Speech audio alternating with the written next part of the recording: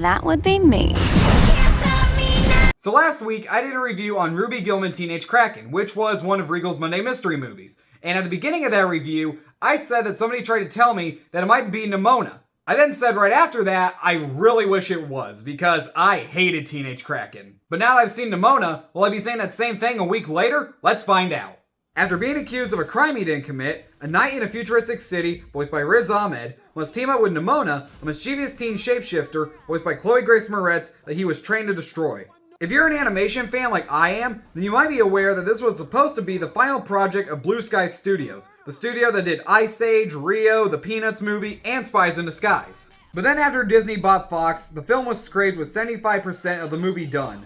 I actually completely forgot about all of this until the other day. Then I had a thing in the back of my head, okay, I've heard about this, right? And then I googled it and saw the cover of the book that it's based off of, and I was like, oh, that movie. Okay, I didn't realize that's what I just watched.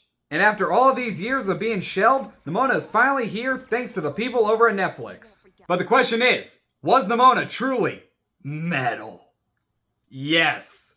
Yes, it was. I freaking love this movie, and it is bullshit that this is on Netflix and Ruby Gillman is showing in theaters right now. What the fuck? Right off the bat, this animation is just beautiful. Again, taking inspiration from Spider-Verse with the 2D, 3D hybrid. I'm glad to see that more and more animated movies are taking on this art style, and they do have fun with the visuals here. I am afraid, though, that one day they're going to make an animated movie with this type of animation, and then it's going to turn out either or really bad. But that's definitely not the case here. I did really like Nimona as the lead. She was very enjoyable and was hands down the best part of the movie, with her very chaotic energy and loving to cause trouble everywhere she goes. But despite always being chaotic, rambunctious, and always putting on this tough guy attitude, she does it all to shy away from the fact that she's seen as an outcast, and that is why she connects so well with the Knight character, because she doesn't want to be alone anymore, and I did really like the relationship between the two. There is a lot of heart to this character, and she really was the emotional core of the movie, having some of the funniest and the saddest moments throughout.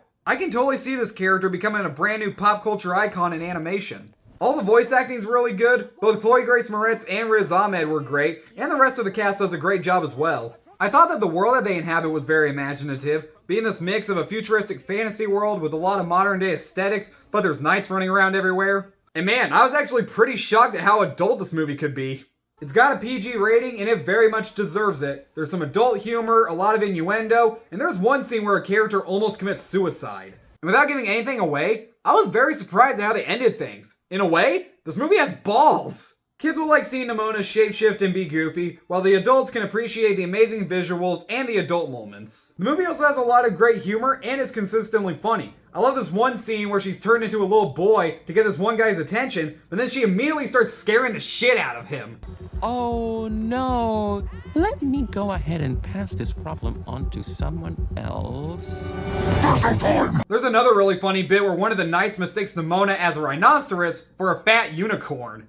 Oh, hi, Ballister. Come right in. And of course you can bring your whale, ostrich, and big fat unicorn. Fat unicorn. Yeah, you saw it. The thing with the horn that broke everything. You mean rhinoceros? If I meant rhinoceros, I would have said rhinoceros. There's really only two very small issues I have with the movie. It does eventually have the inevitable third act breakup, but it does legit lead to one of the best scenes in the movie. And then there's this guy, played by Beck Bennett.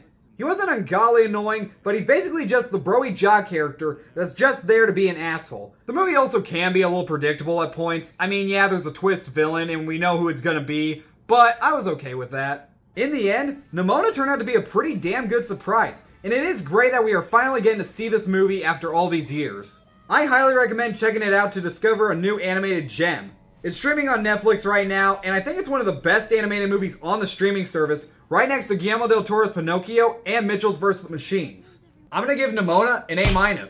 And one other thing, I'm just waiting for a bunch of dumbass bitchy parents to get on Facebook and Twitter to bitch that there's a gay couple. Oh no, get over it. But there is one difference between this movie and Strange World. Strange World sucks.